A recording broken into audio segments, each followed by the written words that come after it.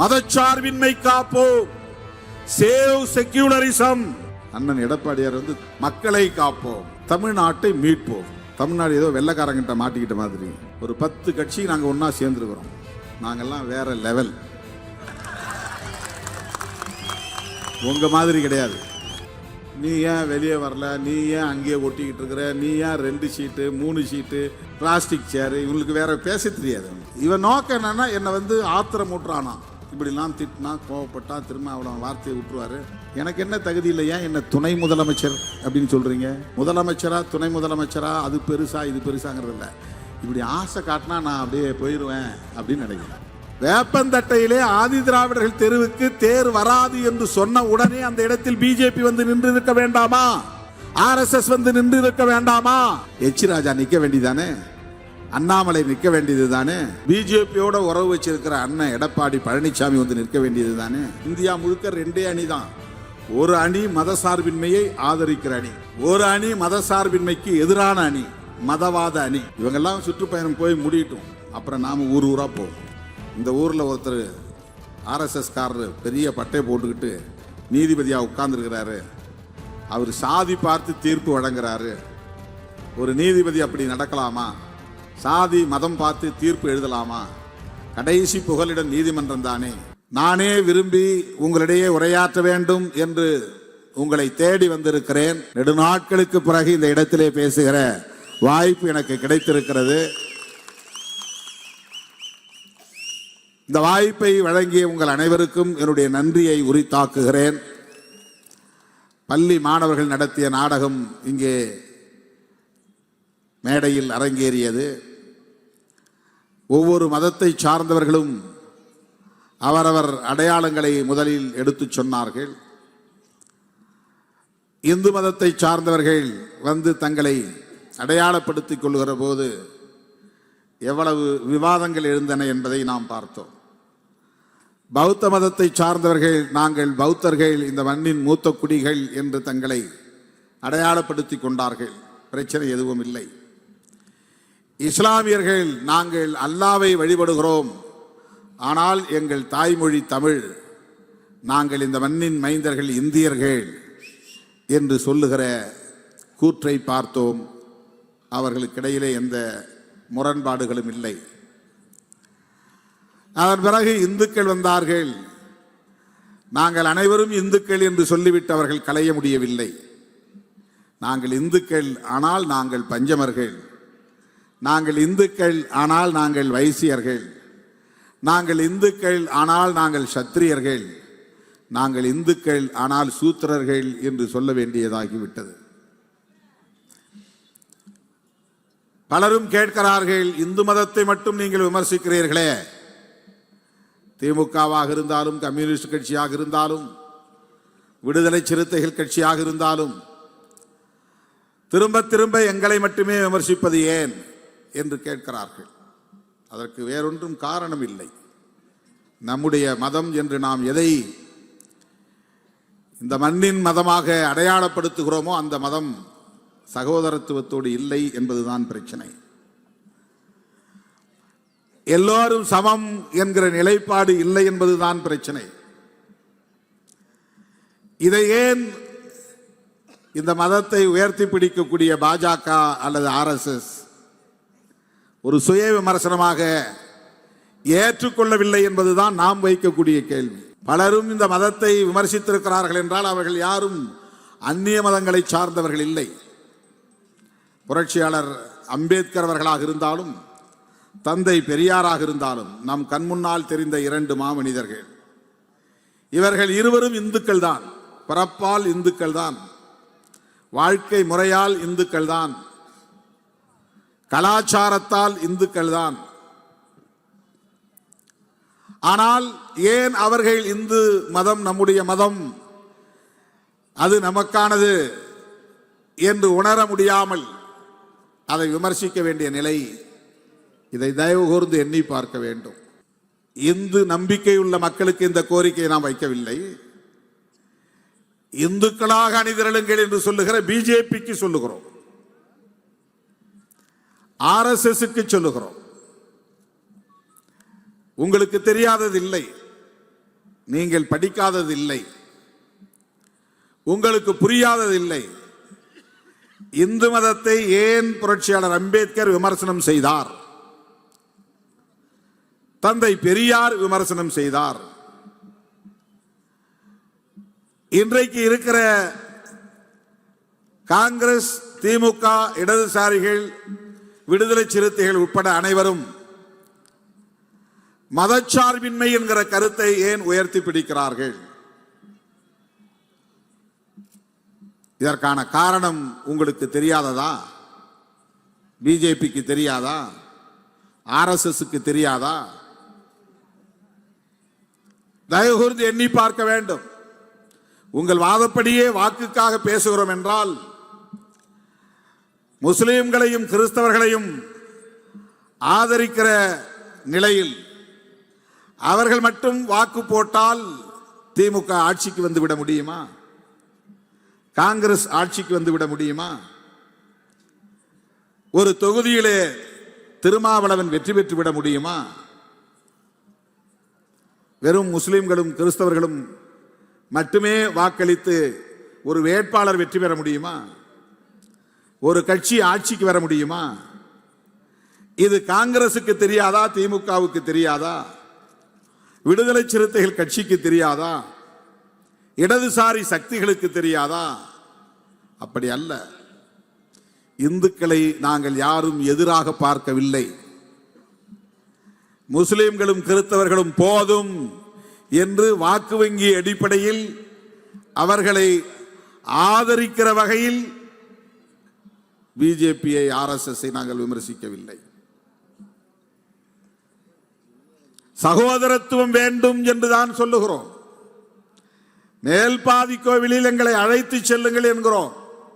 நீ அழைத்து போனால் நாங்கள் பேச வேண்டியது இருக்காதே, திருமாவளவன் போராட்டம் நடத்த வேண்டியது இருக்காதே. ஆர்எஸ்எஸ் காரர்கள் எல்லா கோயிலையும் திறந்துவிட்டு வாருங்கள் சகோதரர்களே, நீங்களும் இந்துக்கள் தான் என்று எல்லோரையும் அழைத்து கொண்டு போனால் விசிகா என்கிற கட்சியே தேவைப்படாதே, கலைத்து விடலாமே, போராட வேண்டிய தேவை இருக்காதே. நீங்கள் ஏன் அழைத்து போகவில்லை? அதுதானே பிரச்சனை. பெரம்பலூர் மாவட்டம் வேப்பந்தட்டை என்கிற இடத்தில் நீண்ட நாட்களுக்கு பிறகு, வருடங்களுக்கு பிறகு கோயில் தேரோட்டம் நடத்த திட்டமிடுகிறார்கள். அந்த கிராமத்தை சார்ந்த ஆதி திராவிடர்கள் போய் ஆண்டுதோறும் தேர் அந்த தெருவோடு நின்று விடுகிறது, எங்கள் தெருவுக்கு வரவில்லை, எங்கள் தெருவுக்கு வர வேண்டும் என்று சொல்லுகிறார்கள். காவல்துறை அதிகாரிகளும் வருவாய்த்துறை அதிகாரிகளும் கூடி பேசுகிறார்கள்.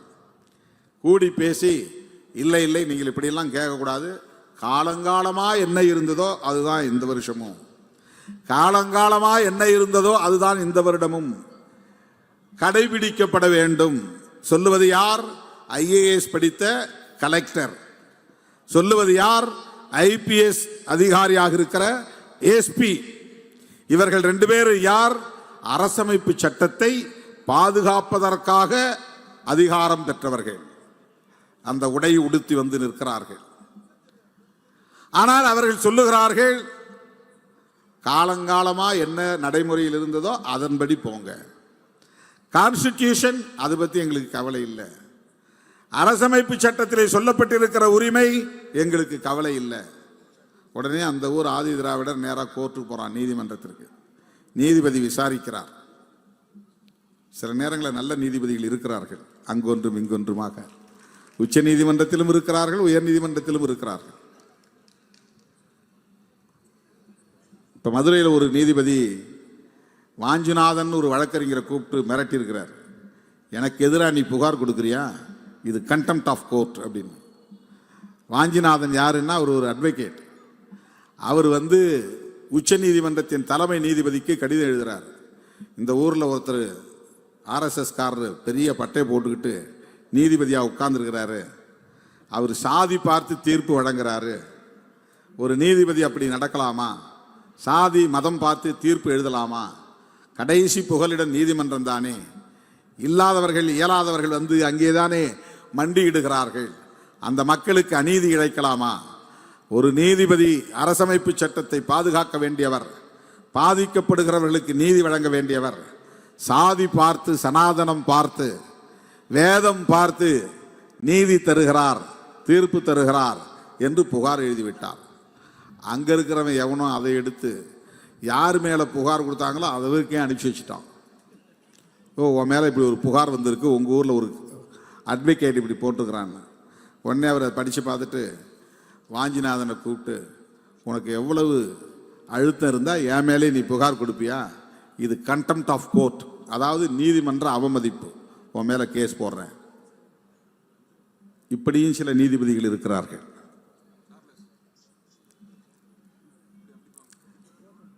ஆனால் வேப்பந்தட்டை ஆதிதிராவிட பொதுமக்கள் கோரிக்கை விடுத்து தொடுத்த வழக்கில் தீர்ப்பளித்த நீதிபதி என்ன சொல்லியிருக்கிறார்னா,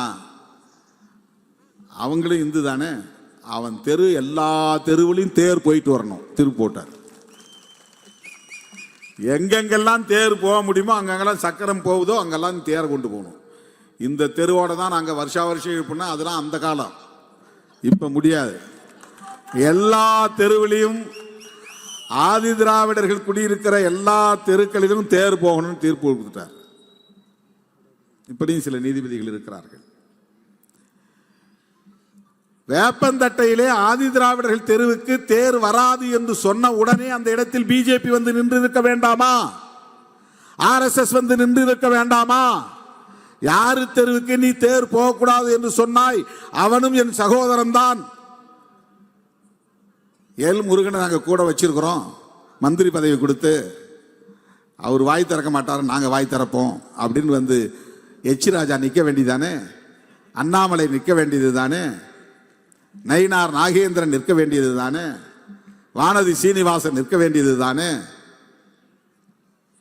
பிஜேபியோட உறவு வச்சிருக்கிற அண்ணன் எடப்பாடி பழனிசாமி வந்து நிற்க வேண்டியது தானே. நாம பேசுவது பிஜேபி ஆர்எஸ்எஸ். ஏன் பேசுறோம்னா, நீ மத அடிப்படையில் அரசியல் செய்கிறாய். இங்குள்ள மண்ணின் மைந்தர்கள் அவன் விரும்புகிற கடவுளை அவன் கும்பிடுறான், அவனவன் விரும்புகிற மதத்தில் வாழ்கிறான், இணைந்து வாழ்கிறான். நீ அவன் இந்து, இவன் முஸ்லீம், இவன் கிறிஸ்தவன் என்று ஏன் அரசியல் செய்கிறாய்? இந்தியா முழுவதும் அந்த வெறுப்பு அரசியலை ஏன் விதைக்கிறாய்? முஸ்லிம்களுக்கு எதிராகவும் கிறிஸ்தவர்களுக்கு எதிராகவும் வெறுப்பு அரசியலை ஏன் விதைக்கிறாய்? பைபிளை ஏன் கொளுத்த சொல்கிறாய்? மசூதிகளை ஏன் இடிக்க சொல்கிறாய்? பாபர் மசூதியை ஏன் இடித்தாய்? இதுதான் பிரச்சனை. இன்றைக்கு பாஜக ஆளும் கட்சி, ஆட்சி பீடத்திலே இருக்கிற ஒரு கட்சி. அந்த கட்சி அரசாங்கத்திற்கே மதம் வேண்டும் என்பதை போல செயல்படுகிறது. அம்பேத்கர் எழுதிய அரசமைப்பு சட்டம் பிற நாடுகளின் சட்டங்களிலிருந்து என்ன சிறப்பை பெற்றிருக்கிறது என்றால், இந்தியாவில் அரசமைப்பு சட்டம் மதசார்பற்ற அரசை உருவாக்குகிறது. அதுதான் இந்த சட்டத்துக்குள்ள சிறப்பு. மதம் மக்களுக்கானது, அரசுக்கானதல்ல. இதுதான் புரட்சியாளர் அம்பேத்கர் சொல்வது, இதுதான் இந்திய அரசமைப்பு சட்டம் சொல்வது. அரசாங்கம் எந்த மதத்தையும் சார்ந்திருக்க கூடாது, எந்த மதத்தையும் வளர்ப்பதற்கு நிதி செலவு செய்யக்கூடாது. இது பற்றி விவாதம் நடந்துச்சு. அப்பெல்லாம் மோடி என்ன வயசுல இருந்தார் நமக்கு தெரியாது. இப்போ 75 வயசு. 1950 அவருக்கு என்ன வயசு இருந்திருக்கும்? 1950 அவருக்கு என்ன வயசு இருந்திருக்கும்? அப்ப பிறந்திருப்பாரா? அப்பதான் பிறந்திருப்பாரு. ஏன்னா 75 வருஷம் ஆச்சு நாடு. இவர் அம்மா வயிற்றிலிருந்து சிசுவா வராத காலத்திலே புரட்சியாளர் அம்பேத்கர் அரசமைப்பு நிர்ணய சபையில தீவிரமான இந்துத்துவ சக்திகள் எழுப்பிய கேள்விகளுக்கெல்லாம் அறிவார்ந்த விளக்கங்களை கொடுத்தவர் என்கிற வரலாறு இவருக்கு தெரியாது. அன்னைக்கும் கேட்டாங்க. இவரை விட பயங்கரமான ஆட்கள்லாம் இருந்தாங்க. மோடி அமித்ஷாலாம் அவங்களோட ஒப்பிடும்போது ஜுஜிபி. என்னது ஜுஜிபியா? சின்ன ஆளுன்னு சொல்றது அதானே சொல்லுவாங்க சினிமாவில். ஏன்னா அவ்வளவு தீவிரமான இந்து மத பற்றாளர்கள், வெறியர்கள் சொல்லக்கூடாது, பற்றாளர்கள் சொல்லுவோம், இருந்தாங்க. அரசமைப்பு சட்டத்தையே கடவுளின் பெயரால் அப்படின்னு பிரியாம்பிள் எழுத சொன்னாங்க. அம்பேத்கர் எழுதினதுனால எழுதல, அதுல கடவுளின் பெயரால் இந்த சட்டத்தை சமர்ப்பிக்கிறோம்னு எழுத சொன்னாங்க. அம்பேத்கர் ஒத்துக்க மாட்டேன்ட்டார். கடுமையான விவாதம் நடந்துச்சு. இந்த அரசாங்கத்துக்கு ஒரு ஸ்டேட் ரிலீஜன் வேணும். இந்த நாட்டை அவன் பாகிஸ்தான் பேர் வச்சுட்டான், இந்த நாட்டுக்கு இந்துஸ்தான் பேர் வைக்கணும். அவன் மதம் சார்ந்து நாட்டுக்கு பேர் வைக்கும் போது ஏன் இந்த நாட்டுக்கு மதம் சார்ந்து பேர் வைக்க கூடாது? கடுமையான விவாதம் நடந்தது. வைக்க முடியாது என்ற முடிவுக்கு வந்தார்கள். இந்த நாட்டுக்கு மதம் தேவையில்லை, அரசாங்கத்திற்கு மதம் தேவையில்லை. நாட்டுக்கு இல்ல, அரசாங்கத்திற்கு மதம் தேவையில்லை. கிறிஸ்துவ மதத்தை அரசாங்க மதமாக சொல்ல முடியாது, அது அந்நிய நாட்டு மதம். இஸ்லாத்தை அரசாங்க மதம் சொல்ல முடியாது, அது சவுதி அரேபியாவுடைய தோன்றிய மதம். சமணத்தை சொல்ல முடியாது, சின்ன மதம். பௌத்தத்தை சொல்ல முடியாது, சில லட்சம் பேர் தான் இருக்கிறாங்க. இந்து மதத்தை தான் சொல்லலாம். ஆனா இந்து மதம் சகோதரத்துவத்தோடு இல்லாத மதம். இந்து மதத்திலே சகோதரத்துவம் இல்லை, இந்து மதத்திலே சமத்துவம் இல்லை. பார்ப்பன சமூகத்தை சார்ந்த ஆண்களை தவிர பார்ப்பன பெண்மணிகள் உட்பட அத்தனை பேருமே கீழ்சாதிதான். இதான் மனு தர்மம் சொல்லுது. இதைத்தான் இந்து தர்மம் சொல்லுகிறது. இங்க எல்லாம் கீழே நின்று அந்த நாடகத்தில் பார்த்தீங்களா, ஒரு பூணூல் போட்டவர் மட்டும் மேலே ஏறி நின்றுக்கிட்டார். எல்லாரையும் முன்னால போ, பின்னால போ, அங்க நில்லு, இங்க நில்லு. இப்பதான் ஆர்டரா இருக்கு. சத்திரியர் முன்னாலவா, வைசியர் பின்னால நில்லு, சூத்திரர் கடைசியில் நில்லு. இப்பதான் சமூகம் அமைதியா இருக்கு, இந்து நாடா இருக்கு அப்படின்னு அவர் வசனம் பேசுவார். நீ இந்த நாட்டினுடைய பிரதமராக கூட வரலாம், மத்திய அமைச்சராக கூட வரலாம், குடியரசுத் தலைவராக கூட வரலாம், சங்கராச்சாரியா வர முடியாது. இதுதான் இன்றைக்கு இருக்கிற யதார்த்தமான நிலை. பார்ப்பன சமூகத்தை சார்ந்த பெண்களே மனு தர்மத்தின்படி சூத்திரர்கள், அவங்களுக்கு தீட்டு உண்டு.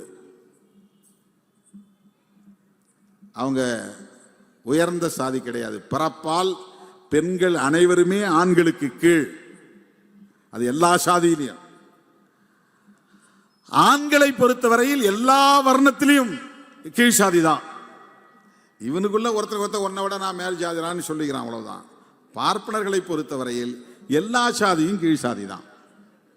பார்ப்பனர்களை தவிர நீ ஆண்டவம்சம் சொல்லிக்கிட்டாலும் சத்திரியன்னு சொல்லிக்கிட்டாலும் பார்ப்பனருக்கு கீழ் சாதி தான். கோயிலை நீ கட்டி முடிச்ச பிறகு வெளியே தான் நிற்க முடியும். பார்ப்பனர் தான் உள்ள போய் நின்று மணி அடிக்க முடியும். நான் மன்னாதி மன்னன் வந்திருக்கிறேன், மாமன்னன் வந்திருக்கிறேன், ராஜாதி ராஜன் வந்திருக்கிறனால வெளியே நின்று தான் திருநீர் வாங்கணும். நீ போய் பூஜை செய்ய முடியாது.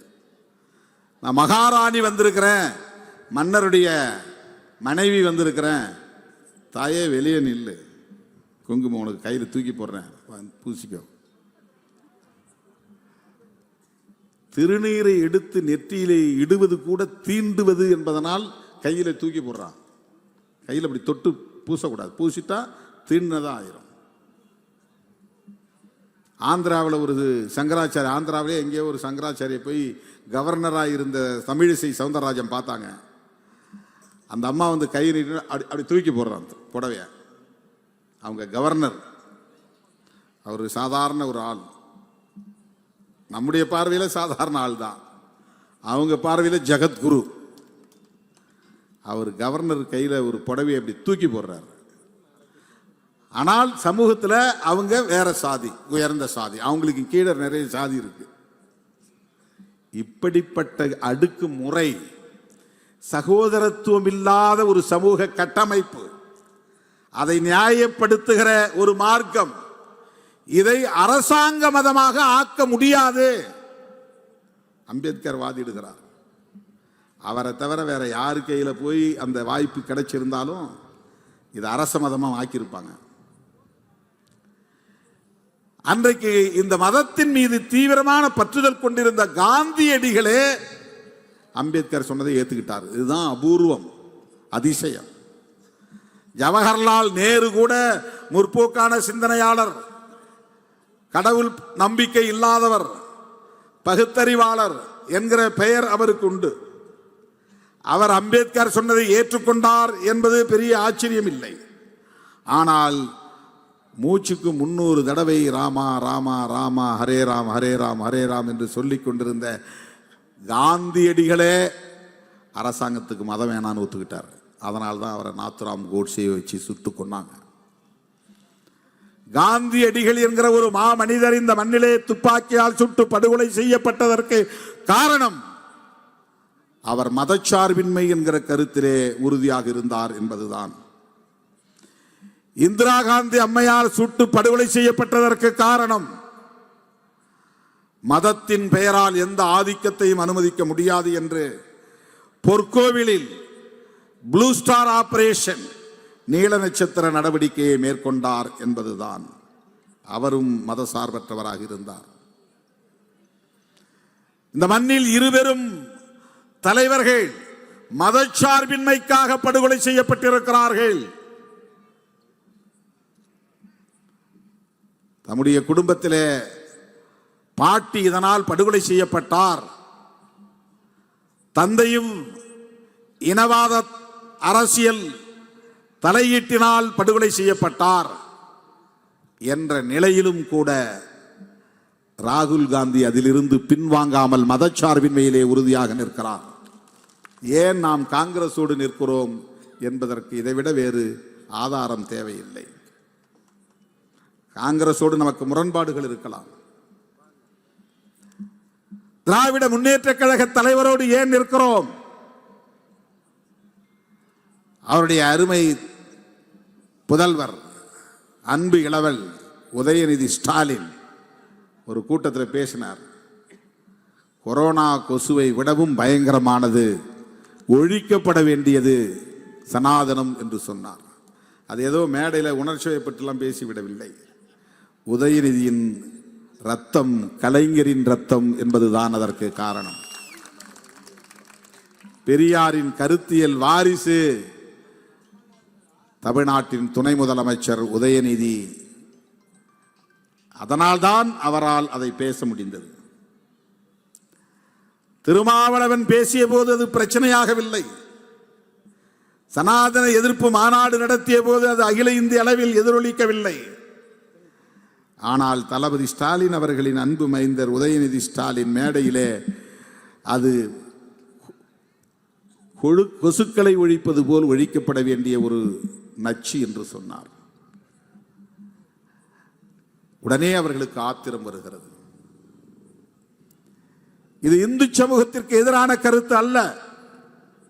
ஒரு குறிப்பிட்ட சமூகத்தை சார்ந்தவர்கள் மட்டுமே உயர்ந்தவர்கள் என்று சொல்லுகிற, அதுவும் அந்த குறிப்பிட்ட சமூகத்தை சார்ந்த ஆண்கள் மட்டுமே உயர்ந்தவர்கள் என்று சொல்லுகிற கருத்தியலுக்கு எதிரானது, அவ்வளவுதான். அதனால்தான் அரசமைப்பு சட்டத்தை அரங்கேற்றுகிற போது அரச மதம் என்ற ஒன்று தேவையில்லை. இந்த அரசு மதசார்பற்ற அரசாக இருக்கும், செக்யூலர் ஸ்டேட். அதான் டெல்லியில் இருக்கிற கவர்மெண்ட். இது ஒன்றை சொல்லி நான் முடிக்கிறேன். அண்ணனும் போகணும், நானும் போகணும். அரசமைப்பு சட்டம் அரங்கேற்றம் எப்போ நடந்தது? ஜனவரி 26, 1950. அப்போதான் நாடு உண்மையாக குடியரசாகிறது. அதுக்கு முன்னால் சுதந்திரம் அடைஞ்சுது 47 ஆகஸ்ட் 15. சுதந்திரம் அடைஞ்சுன்னா என்ன அர்த்தம்? வெள்ளைக்காரன் போயிட்டான், இப்போ அவன் ஆட்டம் இல்லை இங்கே. அது 47 ஆகஸ்ட் 15. குடியரசானதுன்னா என்ன அர்த்தம்? எங்களை நாங்களே ஆண்டு கொள்வதற்கு நாங்களே ஒரு சட்டம் எழுதிவிட்டோம்னு அர்த்தம். அந்த சட்டம் நடைமுறைக்கு வருது. இனி யாரும் எங்களை ஆள முடியாது. இனி யாருடைய சட்டமும் எங்களை ஆள முடியாது. இனி யாரும் பொருளாதார கொள்கையை வரையறுக்க முடியாது. இனி யாரும் எங்களுக்கான வரி விதிப்பு கொள்கையை வரையறுக்க முடியாது. இதுதான் குடியரசானதுன்னு அர்த்தம். அப்போ அந்த அரசமைப்பு சட்டத்தின் முகப்புரையில் இந்த அரசு எப்படிப்பட்ட அரசு என்று எழுதப்பட்டிருந்தது என்றால், புதுதில்லியிலே உருவாக இருக்கிற இந்த அரசு இறையாண்மையுள்ள ஜனநாயக குடியரசு இதான் இருந்துச்சு. Sovereign democratic republic. ஆனா இந்த அரசுக்கு மதம் கிடையாது, ஸ்டேட் ரிலீஜன் கிடையாது. அம்பேத்கர் ரொம்ப நுட்பமானவர், பெரிய ஞானம் உள்ளவர், தொலைநோக்கு பார்வை உள்ளவர். அன்னைக்கு இந்த பிரியாம்பிள்ல செக்யூலர்ங்கிற வார்த்தை அவருக்கு சேர்க்க தெரியாதா, வேண்டான்னு விட்டுட்டார். சேர்த்தா அது ஒரு பிரச்சனை ஆக்குவாங்க, அப்படியே கண்டும் காணாம விட்டுரும். நாட்டுக்கு ரிலீஜன் தேவையில்லை, அரசுக்கு இந்த வார்த்தையை போடணும்னு அவசியம் இல்லை, விட்டுட்டார். ஆனால் காங்கிரஸ் தலைவர் இந்திரா காந்தி அம்மையார் ஆட்சிக்கு வந்து அவர் ஒரு தேர்தலிலே தோற்று போய் நீதிமன்றம் தீர்ப்பளித்த போது, அப்படிலாம் இந்த அரசாங்கத்தை விட்டுட்டு போக முடியாது, நான் தான் இந்த அரசாங்கத்தை கையில் வச்சு இந்த தேசத்தை கட்டமைப்பேன் அப்படின்னு சட்டத்தை அவங்க வளைக்கிறாங்க, கையில் எடுக்கிறாங்க. அதுதான் மிசா. அந்த நேரத்தில் இந்திரா காந்தி அம்மையார் செய்த செயல் இன்னைக்கு நினைச்சா நமக்கு பெருமையா இருக்கு. இந்த அம்மையாருடைய மதச்சார்பின்மை நிலைப்பாடு நமக்கு புல்லரிக்கிறது. அன்னைக்கு அந்த அம்மா என்ன செஞ்சாங்கன்னா, இன்னும் 20 வருஷத்துக்கு பின்னால 40 வருஷத்துக்கு பின்னால இந்த சங்கிகள் ஆட்சிக்கு வந்தாலும் வரலாம் என்று அவர் யூகித்திருக்க கூடும். அதனால 76 என்ன பண்ணாங்கன்னா, அரசமைப்பு சட்டத்தை அமெண்ட்மெண்ட் பண்றாங்க, திருத்தம் செய்யறாங்க. இந்த பிரியாம்பிள்ல கொண்டு வந்து அந்த definition of the union government, அந்த அரசாங்கத்தை பற்றிய விவரணம் இருக்கிறதே, அதுல 2 வார்த்தையை செருகிறாங்க, இன்செர்ட் பண்றாங்க. என்னன்னா, socialist secular. Sovereign socialist secular democratic republic. இதான் டெல்லியில் இருக்கிற கவர்மெண்ட் பற்றிய டெஃபினிஷன். டெல்லியில் ஒரு அரசாங்கம் இருக்க, அந்த அரசாங்கம் எத்தகைய அரசாங்கம்? இறையாண்மையுள்ள, சமதர்மம் உள்ள, மதச்சார்பற்ற ஜனநாயக குடியரசு. இவ்வளவு நீளமான பேர் டெல்லியில் இருக்கிற அரசாங்கத்தினுடைய பெயர். அது வெறும் குடியரசுன்னு சொல்லிட்டு போகல, இந்த 2 வார்த்தையை எடுக்கணுங்கிறது தான் பிஜேபியினுடைய நோக்கம். சோசலிஸ்டும் செக்யூலரும் இருக்கக்கூடாது. சுப்பிரமணிய சாமி கேஸே போட்டிருக்கிறார் சுப்ரீம் கோர்ட்ல. இப்ப அதை தள்ளுபடி பண்ணாங்க, அது வேற விஷயம். இந்த 2 வார்த்தையை எடுக்கணுங்கிறான். இந்த 2 வார்த்தையை அம்பேத்கர் போடல 1950. இந்த 2 வார்த்தையை இணைத்தார் இந்திரா காந்தி அம்மையார் 1976. 26 வருஷத்துக்கு பிறகு மிசா பீரியட்ல என்ன சொல்ல வராங்கன்னா, இந்த அரசு எந்த காலத்திலும் மதசார்பற்ற அரசாகவே இருக்கும். நாட்டு மக்கள் எந்த மதத்தையும் பின்பற்றலாம், எந்த கடவுளையும் வழிபடலாம். அரசாங்கம் ஒரு மதத்தை சார்ந்து இருக்கக்கூடாது, அரசுக்கு ஒரு மதம் இருக்கக்கூடாது.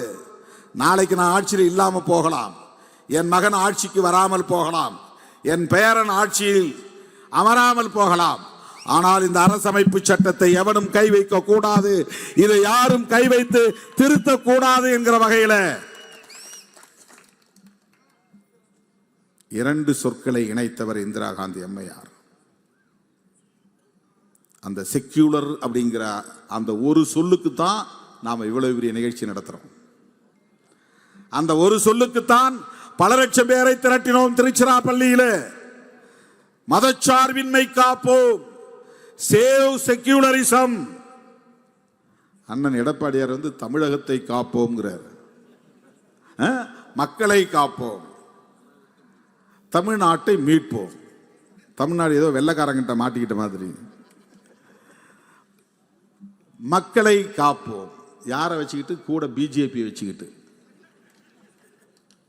இது எப்படி நடக்கும்? நாம மதச்சார்பின்மை காப்போங்கிறோம், இது தேசிய பார்வை. நாம தமிழ்நாட்டுக்குள்ள இருக்கிற கட்சியா இருந்தாலும் கூட அம்பேத்கர் பார்வைங்கிறது தேசிய பார்வை. அதனால நாம வந்து மதச்சார்பின்மையை காப்போம். மதச்சார்பின்மையை காப்போம்னா பிஜேபி வளரக்கூடாது, ஆர்எஸ்எஸ் ஆட்சியில் இருக்கக்கூடாது. தமிழ்நாட்டில் வளர்ந்துடக்கூடாது. முதல்ல அதை தடுக்கணும். இவங்கெல்லாம் சுற்றுப்பயணம் போய் முடியட்டும், அப்புறம் நாம ஊர் ஊரா போவோம். பிஜேபியை உள்ள நுழைய விடாதீங்க. இப்போ வெளியே கிளம்பி இருக்கிறவங்கெல்லாம் பிஜேபி ஆதரவாளர்கள். இப்போ நடைபயணம்லாம் கிளம்புறாங்க இல்லையா, அவங்கெல்லாம் மதச்சார்பின்மையை ஆதரிக்கக்கூடியவர்கள் அல்ல, பிஜேபிக்கு வலு சேர்க்கிறவர்கள். இங்கே பிரச்சனை அதுதான். இந்தியா முழுக்க 2 அணி தான். ஒரு அணி மதசார்பின்மையை ஆதரிக்கிற அணி, அதுதான் காங்கிரஸ், திமுக, இடதுசாரிகள், விசிக எல்லாம். ஒரு அணி மதசார்பின்மைக்கு எதிரான அணி, மதவாத அணி, அது பிஜேபி, ஏடிஎம்கே, அன்கோ அவங்க எல்லாம் 2 அணிதான். மதச்சார்பின்மையா மதச்சார்பின்மைக்கு எதிரா? அவங்க மதச்சார்பின்மைக்கு எதிரானவர்கள், மதசார்பற்ற அரசு கூடாது என்பவர்கள். நாம் இந்த அரசு அரசமைப்பு சட்டத்தின்படி மதசார்பற்ற அரசாக இருக்க வேண்டும் என்று சொல்கிறோம். நாம் கான்ஸ்டிடியூஷன் பிரகாரம் இயங்குகிறோம். அதனால்தான் அண்ணன் தளபதி அவர்களோடு கைகோர்த்து நிற்கிறோம். காங்கிரஸோடு கைகோர்த்து நிற்கிறோம். நீ ஏன் வெளியே வரல, நீ ஏன் அங்கேயே ஒட்டிக்கிட்டு இருக்கிற, நீ ஏன் 2 சீட்டு 3 சீட்டு பிளாஸ்டிக் சேரு, இவங்களுக்கு வேற பேச தெரியாது. அரசியல் தெரிஞ்சாதானே பேசுவான், அரசியல் தெரிஞ்சாதானே பேசுவான். என்னை விமர்சிக்கிறதுக்கு அவனுக்கு இதை தவிர வேற ஒன்றும் கிடையாது. இப்போ நான் பேசுகிற அரசியல் நீ பேசு, நான் பேசுகிறேன். அப்போ நாம் ஒரு முடிவுக்கு வரலாம். இவன் நோக்கம் என்னன்னா, என்னை ஆத்திரம் ஊட்டுறானா, இப்படிலாம் திட்டினா கோவப்பட்டா திரும்ப அவ்வளோ வார்த்தையை விட்டுருவார். அப்புறம் அது திமுகவுக்கும் விசிகாவுக்கும் உரசல் ஏற்படும். உரசல் ஏற்பட்டால் அவர் வெளியே வந்துடுவார். நாங்கள்லாம் சேர்ந்து உருவாக்குறது தான் மதசார்பற்ற முற்போக்கு கூட்டணி. அண்ணன் தளபதி ஸ்டாலின் அவர்களும் காங்கிரஸ், இடதுசாரிகள், விடுதலை சிறுத்தைகள், மதிமுக, இந்திய யூனியன் முஸ்லீம் லீக், மனிதநேய மக்கள் கட்சி, தமிழக வாழ்வுரிமை கட்சி, கொங்கு மக்கள் தேசிய கட்சி, ஒரு 10 கட்சி நாங்கள் ஒன்றா சேர்ந்துருக்கிறோம். நாங்கள்லாம் வேற லெவல், உங்க மாதிரி கிடையாது. சராசரியா உங்களை மாதிரி கணக்கு போடாதீங்க. நீங்கள்லாம் ஒரு மாதிரி, நாங்கள் திராவிட முன்மாதிரி, திராவிடியன் மாடல். திராவிடம்ங்கிற சொல்லையே எங்கள் தாத்தா அயோத்திதாச பண்டிதர் தான் அரசியலில் முதலில் புழக்கத்திற்கு கொண்டு வந்தவர். திமுகவை எதிர்க்கணும்னு இங்க சில பேர் புறப்பட்டு இருக்காங்க தமிழ் தேசியங்கிற பேர்ல. திமுகவை விமர்சிக்கிற பேர்ல திராவிடத்தை விமர்சிக்கிறான். திராவிடத்தை விமர்சிக்கிறான்னா பண்டிதரை விமர்சிக்கிறான்னு அர்த்தம். பண்டிதருக்கு தெரியாத ஞானம் இவங்களுக்கு வந்துருச்சா? இவங்க அவ்வளவு பெரிய இன்டலெக்சுவலா? இவங்கெல்லாம் பெரிய ஞானிகளா? புரட்சியாளர் அம்பேத்கர் பௌத்தத்துக்கு போகணுங்கிறது சிந்தனையே தமிழ்நாட்டுக்கு பண்டிதருடைய எழுத்துக்களை பார்த்த பிறகுதான் அம்பேத்கருக்கே இந்த சிந்தனை வருகிறது. அதை மறந்துடக்கூடாது. அம்பேத்கருக்கே முன்னோடி யாரு? பண்டிதர் அயோத்திதாசர். திராவிட மகாஜன சபையை உருவாக்கியவர் யாரு? பண்டிதர் அயோத்திதாசர். அவர்தான் முதல்ல திராவிடம்ங்கிற சொல்ல கண்டுபிடிக்கிறார், கையாளுகிறார். நீ ஆரியம், நாங்கள் திராவிடம். அப்படிப்பட்ட திராவிட அரசியலை பெரியாரை விமர்சிப்பது, திமுகவை விமர்சிப்பது, திராவிட அரசியலை விமர்சிப்பது, இதுக்கெல்லாம் யாருக்கு சேவை செய்கிற வேலை? யோசித்து பார்க்க வேண்டும். திமுகவினுடைய நடவடிக்கைகளை விமர்சிங்க, அது திமுக பதில் சொல்லும். அது நீண்ட நெடிய பாரம்பரியம் உள்ள ஒரு கட்சி. எத்தனையோ இது போன்ற ஆட்கள்லாம் பார்த்துட்டு வந்த கட்சி. நீங்கள்லாம் அதுக்கு என்ன எம்ஜிஆரை விடவா, வைகோவை விடவா திமுகவை எதிர்கொள்ள புதிதாய் ஒருவன் தோன்றிவிட போகிறான். திமுக தன்னுடைய எதிரிகளை தானே எதிர்கொள்ளும். அதற்கு யாரும் ஆள் தேவையில்லை, திருமாவளவன் தேவையில்லை, யாரும் தேவையில்லை. நாங்க ஏன் அவங்க கூட இருக்கிறோம்னா, RSS உள்ளிட்ட சங் பரிவார்களின் கொட்டத்தை ஒடுக்குவதற்கு திராவிட முன்னேற்ற கழகம் போன்ற சக்தி வாய்ந்த கொள்கையில் உறுதியுள்ள இயக்கங்கள் தேவை. இடதுசாரிகள் போன்ற ஜனநாயக சக்திகள் தேவை. அவர்களோடு நிற்கிறோம். தேசிய அளவில் சனாதன எதிர்ப்பு சக்திகளை ஒருங்கிணைக்க வேண்டிய தேவை இருக்கிறது. அதற்காக இருக்கிறோம். இந்தியா கூட்டணியில் இருக்கிறோம். மதசார்பற்ற முற்போக்கு கூட்டணியில் இருக்கிறோம். எடப்பாடிக்கு ஆத்திரம் பொங்குது. உன்னை யாரு கூப்பிட்டா? நாங்க கூப்பிட்டோமாங்கிறாரு. நீங்க கூப்பிட்டீங்கன்னு நான் ஒரு நாளும் சொல்லவே இல்லை. உங்க சார்பில் யாரோ வந்து பேசினாங்க, அதான் நான் சொன்னேன். யார் பேசினாங்கன்னு வெளிப்படையாக சொல்ல முடியுமா? துணை முதலமைச்சர் பதவி கொடுக்குறோன்னு எப்போ சொன்னோம் அப்படிங்கிறாரு. நீங்க சொன்னதா நாங்கள் எங்கேயுமே சொல்லலையே. அண்ணன் எடப்பாடி பழனிசாமி சொன்னார்னு சொன்னோமா? டிபேட்டில் நடக்குதா இல்லையா? நாள்தோறும் சொல்றாங்களா இல்லையா? என்னையே கேட்குறாங்கல்ல, ஏன் துணை முதலமைச்சர் பதவி கொடுத்தா வேணாமான்னு கேட்குறாங்க. அப்புறம் எனக்கு கோபம் வருமா வராதா? ஏன் நான் முதலமைச்சர் பதவிக்கு தகுதி இல்லாதவனா? யார் யாரோ கிளம்புறா, நானும் ரவுடின்னு என்னையும் அரெஸ்ட் பண்ணுங்கிறான். எல்லாரும் வந்து என்ன முதலமைச்சர் ஆக்குங்கன்னு போய் கேட்கும்போது, நான் 35 வருஷம் இந்த பொது வாழ்க்கையில் இருக்கிறேன், 25 வருஷம் தேர்தல் அரசியல் இருக்கிறேன், முத்தமிழறிஞர் கலைஞரோடு சேர்ந்து அரசியல் செய்திருக்கிறேன், கொஞ்ச காலம் ஜெயலலிதா அம்மாவோடும் சேர்ந்து அரசியல் செய்யக்கூடிய வாய்ப்பு கிடைத்திருக்கிறது. நீண்ட காலம் இன்றைக்கு திராவிட முன்னேற்ற கழகத்தின் தலைவர், தமிழ்நாடு முதலமைச்சர் அண்ணன் தளபதி அவர்களோடு பயணிக்கிற வாய்ப்பு கிடைத்திருக்கிறது. ராகுல் காந்தி போன்றவர்களோடும் சேர்ந்து களமாடக்கூடிய வாய்ப்பை பெற்றவன் நான். எனக்கு என்ன தகுதி இல்லையா? என்ன துணை முதலமைச்சர் அப்படின்னு சொல்றீங்க? அது என்னன்னா, அவங்க அது அல்ல, முதலமைச்சரா துணை முதலமைச்சரா அது பெருசா இது பெருசாங்கிறது இல்லை. இப்படி ஆசை காட்டினா நான் அப்படியே போயிடுவேன் அப்படின்னு நினைக்கிறேன். அப்படியே வாங்க, நல்லா சுட சுட சாப்பிடலாம் வாங்க அப்படின்னு கூப்பிடுற மாதிரி கூப்பிடுறாங்களாம். கொள்கை அடிப்படையிலே இயங்க வேண்டும் என்பதில் உறுதியாக இருக்கிற இயக்கம் விடுதலை சிறுத்தைகள் கட்சி. தேர்தல் அரசியலில் வென்றாலும் தோற்றாலும் அதை பொருட்படுத்தாத கட்சி விடுதலை சிறுத்தைகள் கட்சி. பண்டிதர் அயோத்திதாசரின் பாதையில் தாத்தா ரெட்டமலை சீனிவாசனுடைய களத்தில் நின்று போராடக்கூடிய இயக்கம் விடுதலை சிறுத்தைகள் கட்சி. பகுத்தறிவு பகலவன் தந்தை பெரியாரையும் புரட்சியாளர் அம்பேத்கர் அவர்களையும் மாமேதை காரல் மார்க்ஸ் அவர்களையும் கொள்கை ஆசான்களாக ஏற்றுக்கொண்டிருக்கிற கட்சி விடுதலை சிறுத்தைகள் கட்சி. சங் பரிவார்கள் தமிழ்நாட்டிலே காலூன்றிவிடக் கூடாது என்று கவலைப்படுகிற கட்சி விடுதலை சிறுத்தைகள் கட்சி. அதனால் திராவிட முன்னேற்ற கழகத்தோடு நாங்கள் உறுதியாக நிற்கிறோம், தொடர்ந்து உறுதியாக பயணிப்போம் என்பதை சொல்லி, இந்த மண்ணில் மதச்சார்பின்மைக்கு ஒருபோதும் இடம் கொடுக்க மாட்டோம், உறுதியாக நின்று களமாடுவோம். சிறுத்தைகள் உள்ளவரையில் இந்த எதிர் போராட்டம் புரட்சி என்பது நிகழ்ந்து கொண்டே இருக்கும் என்பதை சொல்லி வாய்ப்புக்கு நன்றி கூறி முடிக்கிறேன். நன்றி, வணக்கம்.